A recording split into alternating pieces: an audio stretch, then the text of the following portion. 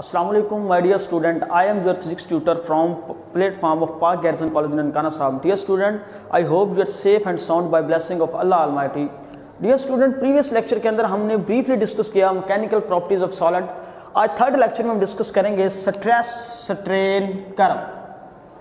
What is the stress strain curve? Dear student, हर material की, हर ऑब्जेक्ट की प्रॉपर्टीज को मेजर करने के लिए एक हमारे पास स्टैंडर्ड होता है. इसलिए जो हमारे पास स्ट्रेस स्ट्रेन कर्व है, ये डक्टाइल मटेरियल की टेंसाइल कैरेक्टरिस्टिक्स को मेजर करने का एक डिवाइस है. तो स्ट्रेस स्ट्रेन कर्व की जो सबसे पहली डेफिनेशन है, stress strain curve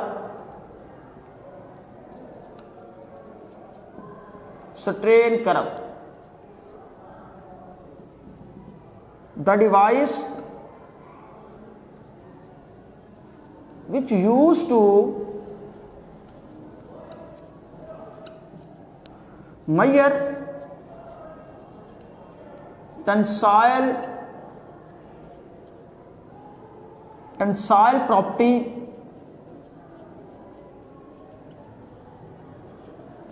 of ductile material.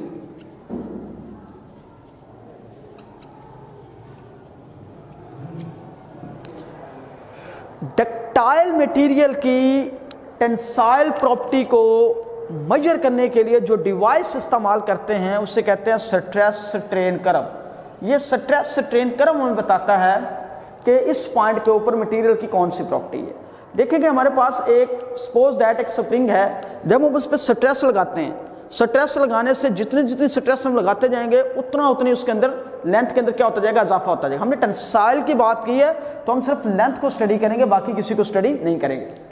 जब हम किसी स्प्रिंग के ऊपर फोर्स लगाते हैं, फोर्स लगा के उससे क्या करते हैं, स्ट्रेच करते हैं, तो उसकी लेंथ में क्या होता है, इजाफा. अब जैसे जैसे हम फोर्स को बढ़ाते जाते हैं वैसे वैसे लेंथ क्या करती जाती है, इंक्रीज करती जाती है. इसका मतलब जो लेंथ है वो फोर्स के क्या आ रही है, डायरेक्टली प्रोपोर्शनल आ रही है.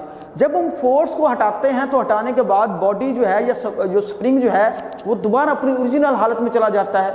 इसको कहते हैं इलास्टिसिटी. क्या कहते हैं, इलास्टिसिटी. अब हम फोर्स फिर दोबारा उस पर लगाते हैं और फोर्स को बढ़ाते जाते हैं और उसकी लेंथ में इजाफा होता जाता है. हत्ता कि एक पॉइंट आता है जब हम फोर्स को हटाते हैं तो क्या होता है कि स्प्रिंग अपनी ओरिजिनल हालत में वापस नहीं जाता. उसके अंदर जो परमानेंट है वो डिफॉर्मेशन प्रोड्यूस हो जाती है. उसके अंदर मुकम्मल तौर पर, मुस्तकिल तौर पर उसके अंदर क्या हो जाता है, उसके अंदर डिफॉर्मेशन, उसके अंदर बिगाड़ पैदा हो जाता है. उसको हम कहते हैं प्लास्टिसिटी. और जब हम ज्यादा फोर्स लगाते हैं तो वो क्या करता है, टूट जाता है.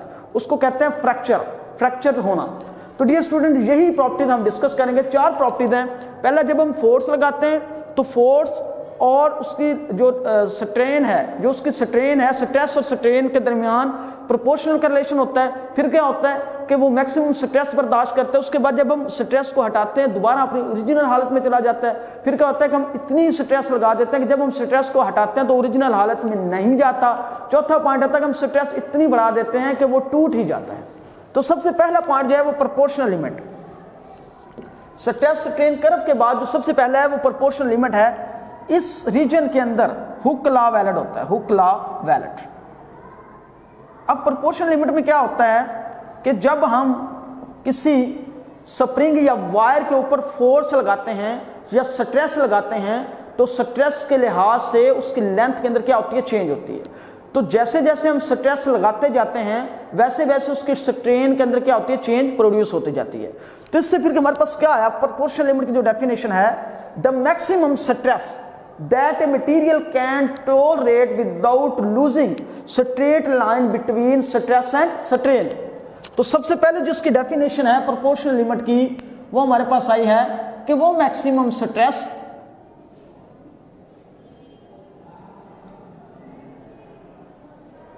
the maximum stress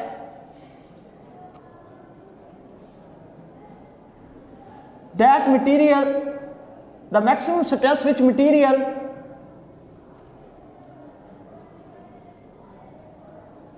tolerate without losing straight line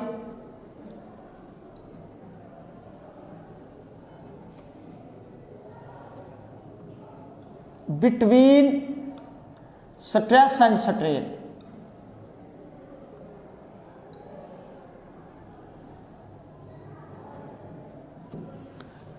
कि स्ट्रेस और स्ट्रेन के दरमियान स्ट्रेट लाइन को लूज किए बगैर मैक्सिमम स्ट्रेस जो मटेरियल बर्दाश्त कर सकता है उसे हम कहते हैं प्रोपोर्शनल लिमिट।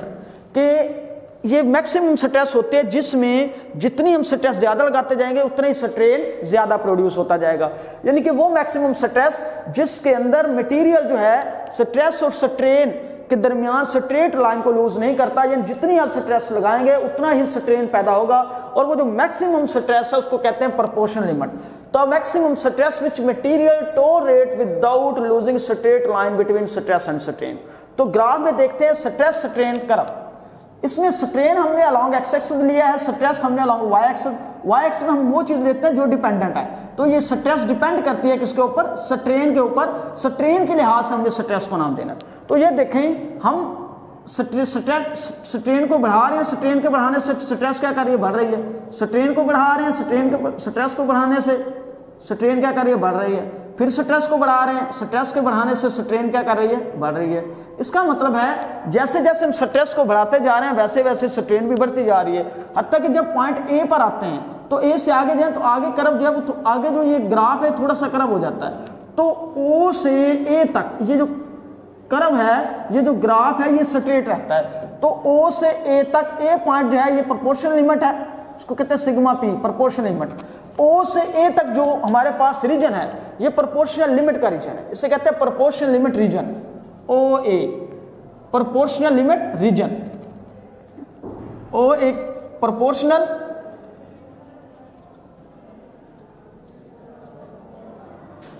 कि इसके इस रीजन में प्रोपोर्शनल लिमिट रीजन, इस रीजन के अंदर क्या होता है कि जो मैक्स स्ट्रेस है वो स्ट्रेन के डायरेक्टली प्रोपोर्शनल होती है। जितनी आप स्ट्रेस ज्यादा लगाता जाएंगे उतनी स्ट्रेन ज्यादा प्रोड्यूस होती जाएगी। उसके बाद है इलास्टिक लिमिट, दूसरा point elastic limit. Elastic limit होता है the maximum stress which applying on the body and removing the stress the body come back to its original shape. वो मैक्सिमम स्ट्रेस जिसके लगाने से जब हम बॉडी जिसको हम बॉडी पे लगाते हैं और जब उस स्ट्रेस को हम हटाते हैं तो बॉडी दोबारा अपनी ओरिजिनल हालत में आ जाती है, उसको कहते हैं इलास्टिक लिमिट। वो मैंने आपको बताया था कि स्प्रिंग के ऊपर हम फोर्स लगाते हैं, जब फोर्स को हटाते हैं वो दोबारा अपनी ओरिजिनल हालत में चला जाता है। तो वो जो मैक्सिमम स्ट्रेस हम लगा रहे हैं, ये फोर्स पर यूनिट एरिया लगा रहे हैं, उसको कहते हैं elastic limit, elastic limit.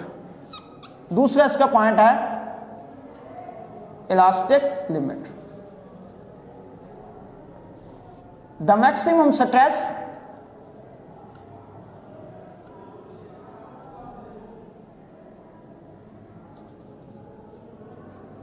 maximum stress with which body come back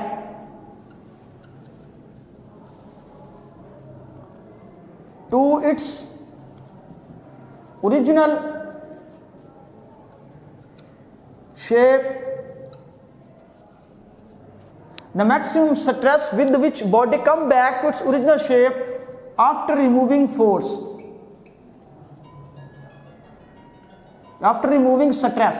stress के हटाने से अगर आपकी बॉडी दोबारा अपनी ओरिजिनल हालत में वापस चली जाती है तो हम कहते हैं कि ये जो मैक्सिमम स्ट्रेस उस पर लग रही है उसको हम नाम देते हैं इलास्टिक लिमिट का। The maximum stress with which body come back to its original shape, वो मैक्सिमम स्ट्रेस जिसके हटाने से बॉडी दोबारा अपनी ओरिजिनल हालत में आ जाती है उसको कहते हैं इलास्टिक लिमिट। क्या कहते हैं, इलास्टिक लिमिट।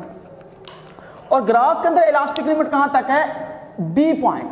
इलास्टिक लिमिट का जो ग्राफ के अंदर पॉइंट है वो पॉइंट है बी।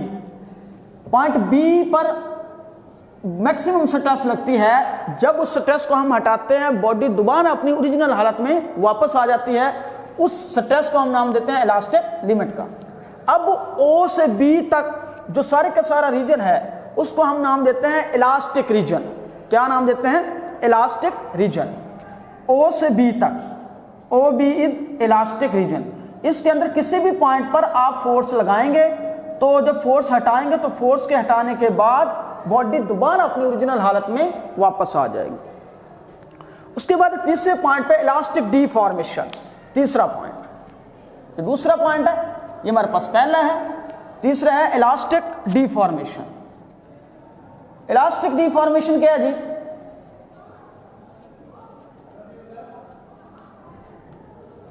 इलास्टिक होता है temporary deformation produced in the body, temporary deformation produced in the body.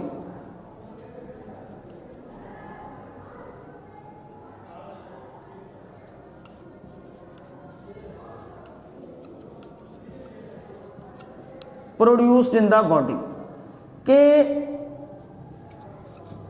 जब हम स्ट्रेस लगाते हैं तो स्ट्रेस के लगाने से जो वक्ती तौर पर उसके अंदर डिफॉर्मेशन प्रोड्यूस होती है उसे कहते हैं इलास्टिक डिफॉर्मेशन, और ओ से बी तक इलास्टिक डिफॉर्मेशन का ही रीजन है। जैसे कि हमने स्प्रिंग के ऊपर फोर्स लगाई, स्प्रिंग की शेप जो चेंज हो गई, शेप जो चेंज होती है और जब हम फोर्स हटाते हैं वो दोबारा अपनी ओरिजिनल हालत में चला जाता है, वो जो वक्ती तौर पर उसके अंदर चेंज होता है उसको कहते हैं इलास्टिक डिफॉर्मेशन।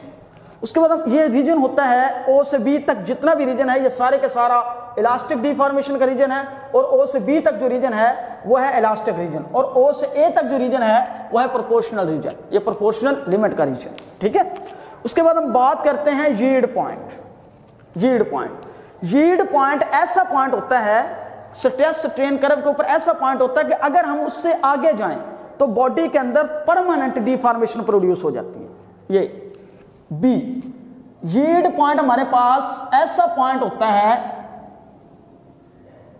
यील्ड पॉइंट, ये पॉइंट बी है कि अगर स्ट्रेस स्ट्रेन कर्व के ऊपर ऐसा पॉइंट जिसे हम क्रॉस करें और उस क्रॉस करने की वजह से जो हमारे पास मटेरियल है उसके अंदर परमानेंट डिफॉर्मेशन प्रोड्यूस हो जाए, उसे कहते हैं यील्ड पॉइंट। तो ये देखें हमारे पास ये जो पॉइंट बी है, जैसे से हम आगे जाते हैं तो जो कर्व है ये, और ये जो हमारे पास ग्राफ है ये और कर्व फॉर्म में चला जाता है। तो बी से जैसे हम आगे जाते हैं या स्ट्रेस बी पॉइंट से आगे जैसे क्रॉस करती है तो स्ट्रेस के बढ़ाने से उसके अंदर जो बिगाड़ पैदा हो जाता है वो परमानेंटली हो जाता है, और जिस पॉइंट से क्रॉस करने के बाद बिगाड़ पैदा होता है उसे कहते हैं यील्ड पॉइंट। तो पॉइंट बी को जैसे हम क्रॉस करते हैं तो वो जो हमारे पास मटेरियल होता है उसके अंदर क्या हो जाता है, बिगाड़ पैदा हो जाता है, और इस पॉइंट को हम कहेंगे यील्ड पॉइंट। अब यील्ड पॉइंट की डेफिनेशन क्या है? The point on curve which cross produced, the point on curve which cross produced permanent deformation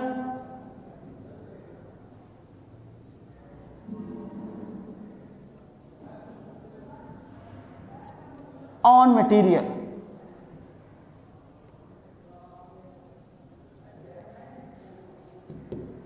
वो कहते हैं कर्व के ऊपर वो पॉइंट विच क्रॉस, जिसको हम क्रॉस करते हैं, विच cross produce permanent deformation on in material के मटेरियल के अंदर जो परमानेंट यील्ड पॉइंट वो पॉइंट होता है the point on curve which cross produced permanent deformation in the material के स्ट्रेस स्ट्रेन कर्व के ऊपर वो पॉइंट जिसे हम क्रॉस करते हैं और मटेरियल के अंदर परमानेंट डिफॉर्मेशन प्रोड्यूस हो जाती है उसे कहते हैं यील्ड पॉइंट, और ये पॉइंट बी है। उसके बाद है प्लास्टिसिटी और प्लास्टिक डिफॉर्मेशन। अब ये होता है permanent deformation produced in the body, plastic deformation. Plastic deformation की डेफिनेशन इधर ही है, जैसे कि इलास्टिक में टेम्परेरी डिफॉर्मेशन है और प्लास्टिक के अंदर permanent deformation produced in the body which is called plastic deformation. अब जब पॉइंट बी से हम आगे जाते हैं तो पॉइंट बी से आगे वाला बी से सी तक जो रीजन है ये सारे का सारा प्लास्टिक डिफॉर्मेशन का रीजन है, बी सी वाला रीजन। उसके बाद ये स्टूडेंट हम आते हैं अल्टीमेट टेंसाइल स्ट्रेस। जी, रीजन के ऊपर वो मैक्सिमम स्ट्रेस जिसके साथ मटेरियल जो है वो रहता है हमारे पास, मटेरियल अपने ओरिजिनल हालत में रहता है, उसे कहते हैं ultimate tensile stress. Ultimate tensile stress की अगर आप डेफिनेशन करेंगे, the maximum stress that a material can withstand, the maximum stress that with material can withstand which is called ultimate tensile stress. The maximum stress that which material can withstand which is called ultimate tensile stress. कि मैं एक force लगा रहा हूं, force के लगाने से उसके अंदर बिगाड़ भी पैदा हो गया है। बिगाड़ पैदा होने से जब मैक्सिमम स्ट्रेस वो बर्दाश्त कर सकता है और हमारे पास हालत में रहता है, उसे कहते हैं अल्टीमेट टेंसाइल स्ट्रेस। और पॉइंट सी तक, ये पॉइंट सी तक जो है ये मैक्सिमम स्ट्रेस बर्दाश्त कर सकता है। पॉइंट सी के ऊपर जो उस पर स्ट्रेस लगती है उसे कहते हैं अल्टीमेट टेंसाइल स्ट्रेस। जैसे हम पॉइंट सी से आगे जाते हैं, पॉइंट डी तक जाते हैं, तो उसके ऊपर मटेरियल जो है वो टूटना शुरू हो जाता है। और पॉइंट डी के ऊपर जो उस पर फोर्स लगती है या स्ट्रेस लगती है उसे कहते हैं फ्रैक्चर स्ट्रेस। फ्रैक्चर्ड स्ट्रेस जो क्या करती है, जो मटेरियल को तोड़ देती है, उसे कहते हैं फ्रैक्चर स्ट्रेस। उसके बाद हमारे पास दो तरह के मटेरियल हैं, एक है ब्रिटल सब्सटेंस, एक होता है डक्टाइल सब्सटेंस। ब्रिटल सब्सटेंस ऐसा सब्सटेंस होता है जो इलास्टिक लिमिट से नहीं गुजरता। ऐसा सब्सटेंस जैसे इलास्टिक लिमिट क्रॉस होते हैं ये सब्सटेंस टूट जाता है, इसको कहते हैं ब्रिटल सब्सटेंस। जो इलास्टिक लिमिट के बाद फौरन टूट जाता है उसे कहते हैं ब्रिटल सब्सटेंस। और इसकी एग्जांपल जो हमारे पास है वो है ग्लास, और इसके बाद high carbon steel. High carbon steel इसकी example. Ductile substance, ductile substance जो है वो परमानेंट डीफॉर्मेशन के प्रोसेस से गुजरने के बाद टूटता है, उसे कहता है डक्टाइल सब्सटेंस। ऐसे सब्सटेंस जो इलास्टिक डीफॉर्मेशन के बाद फौरन टूट जाते हैं, प्लास्टिसिटी के अमल से नहीं गुजरते, उन्हें कहते हैं ब्रिटल सब्सटेंस। और जो मटेरियल प्लास्टिक डीफॉर्मेशन के प्रोसेस से गुजरते हैं उन्हें कहते हैं डक्टाइल सब्सटेंस। इसकी जो सबसे बड़ी एग्जांपल है वो हमारे पास इसकी जो डक्टाइल सब्सटेंस की है वो है lead and copper. Dear student, आज के लेक्चर में हमने जो ब्रीफली डिस्कस किया वो स्ट्रेस स्ट्रेन कर्व है कि ऐसा डिवाइस जो मटेरियल, डक्टाइल मटेरियल की टेंसाइल प्रॉपर्टी को मेजर करता है उसे कहते हैं स्ट्रेस स्ट्रेन कर्व। उसके बाद प्रोपोर्शनल लिमिट, ये वो मैक्सिमम स्ट्रेस है जिसे मटेरियल स्ट्रेट लाइन को लूज किए बगैर बर्दाश्त कर सकता है। उसके बाद है इलास्टिक लिमिट। इलास्टिक लिमिट में वो मैक्सिमम स्ट्रेस है जिसके हटाने से बॉडी दोबारा अपनी ओरिजिनल हालत में वापस आ जाती है, उसे कहते हैं इलास्टिक लिमिट। और कर्व के ऊपर जो ए पॉइंट है ये प्रोपोर्शनल लिमिट का रीजन है, और ओ से बी जो पॉइंट बी है इस पर जो मैक्सिमम स्ट्रेस लगेगी इसे कहेंगे हम इलास्टिक लिमिट। और ये स्ट्रेस जब हम हटाएंगे तो बॉडी दोबारा अपनी ओरिजिनल हालत में वापस आ जाएगी। और ओ से बी तक जो रीजन है ये सारे का सारा क्या है, इलास्टिक रीजन। ओ से ए तक प्रोपोर्शनल रीजन है, प्रोपोर्शनल लिमिट रीजन है, और ओ से बी तक जो रीजन है ये सारे का सारा इलास्टिक लिमिट रीजन है। उसके बाद हमने बात की थी इलास्टिक डिफॉर्मेशन की। जो टेम्परेरी डिफॉर्मेशन प्रोड्यूस होती है उसे कहते हैं इलास्टिक डिफॉर्मेशन। उसके बाद है यील्ड पॉइंट। यील्ड पॉइंट हमारे पास ऐसा कर्व के ऊपर पॉइंट होता है जिसे हम क्रॉस करते हैं। उस क्रॉस करने से, जैसे उस पॉइंट को क्रॉस करते हैं तो हमारे पास उस मटेरियल के अंदर परमानेंट डिफॉर्मेशन प्रोड्यूस हो जाती है, उस पॉइंट को कहते हैं यील्ड पॉइंट। और कर्व के ऊपर वो पॉइंट होता है पॉइंट बी जो कि यील्ड पॉइंट को शो करता है।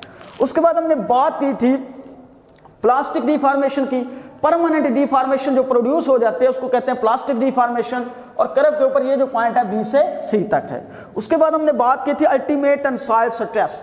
मैक्सिमम स्ट्रेस जिसके साथ मटेरियल हमारे पास मौजूद रहता है, वो उसकी शेप तो चेंज होती रहती है लेकिन वो टूटता नहीं है, वो मैक्सिमम स्ट्रेस जिस पर मटेरियल की शेप तो चेंज हो सकती है लेकिन वो टूटता नहीं है, उसको कहते हैं ultimate tensile stress. The maximum stress that which material can withstand which is called ultimate tensile stress. और यील्ड पॉइंट, ये हमारे पास स्ट्रेस स्ट्रेन कर्व में वो पॉइंट है सी। उसके बाद जैसे हम सी पॉइंट को क्रॉस करते हैं तो उससे क्रॉस करने के बाद मटेरियल अपनी हालत में वापस हालत में नहीं रहता, बल्कि वो क्या करना, टूटना शुरू हो जाता है। और जब पॉइंट डी पर पहुंचते हैं तो इस पर जो मैक्सिमम स्ट्रेस लगती है, जो मटेरियल को तोड़ देती है, उसको कहते हैं फ्रैक्चर स्ट्रेस। और इस स्ट्रेस के ऊपर मटेरियल जो है वो टूट जाता है, अपनी ओरिजिनल हालत में या अपनी जो उसकी शेप है उसमें नहीं रहता। उसके बाद सब्सटेंस दो तरह के हैं, ब्रिटल सब्सटेंस। ऐसे सब्सटेंस जो इलास्टिसिटी के बाद फौरन टूट जाएं उन्हें कहते हैं ब्रिटल सब्सटेंस। और जो सब्सटेंस प्लास्टिसिटी के प्रोसेस से गुजरे उन्हें कहते हैं डक्टाइल सब्सटेंस। जो प्लास्टिसिटी के प्रोसेस से गुजरते हैं उन्हें कहते हैं डक्टाइल सब्सटेंस, और जो प्लास्टिसिटी के प्रोसेस से नहीं गुजरते उसे कहते हैं ब्रिटल। इसकी एग्जांपल है ग्लास या high steel, high carbon steel, और इसकी एग्जांपल जो है वो लेड है और कॉपर है। जी डियर स्टूडेंट, उम्मीद करता हूं कि लेक्चर की आपको अच्छे तरीके से समझ आई होगी। किसी पॉइंट पर आपको कोई प्रॉब्लम हो तो कमेंट बॉक्स में ज़रूर बताएं। अपने ट्यूटर को इजाज़त दीजिए। फ़ी अमानिल्लाह, अल्लाह हाफ़िज़।